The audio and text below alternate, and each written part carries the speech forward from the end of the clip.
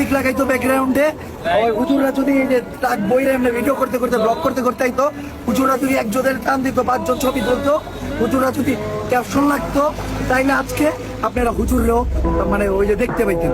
আপনারা অনেকে কমেন্ট করতেন যে এই দুর্দিনে আপনারা আগে গেলেন, ওই সেই আমাদের হুজুররা যারা ওই যে ওই আর্টিস্ট করতে গেছিল, ওই যারা ওই যে এই আন্দোলন এটা করতে গেছিল, ওটা করতে গেছিল। আমি এই যে আজকে এই জন্য শুধু ভিডিওটা করলাম এই কারণে যে হুজুরদেরকে আমি দেখাইছিলাম আমাদের বাংলাদেশে মাদ্রাসার স্টুডেন্টরা এমন ভাবে অবহেলিত, এইটা মানা যায় না। আমাদের আন্দোলনে শুধু কি আমরা এই যে সিভিল স্টুডেন্টরা জয়েন করে দিলাম, আমরা কি স্কুলের স্টুডেন্টরা জয়েন করে দিলাম, আমরা কি খালি ভারতীয় স্টুডেন্টরা জয়েন করে দিলাম? মাদ্রাসার স্টুডেন্টদের অবদান কই গেল? কেউ বলছে একবার? কোন টিভি মিডিয়া প্রচার করতে পারেনি? আমি টিভি মিডিয়ার কথা বলুন কি, আমি নিজে প্রচার করিনি। কারণ কি জানেন, ওই টাইমে আমরা করতে পারি নাই। হ্যাঁ, তো আমি চাই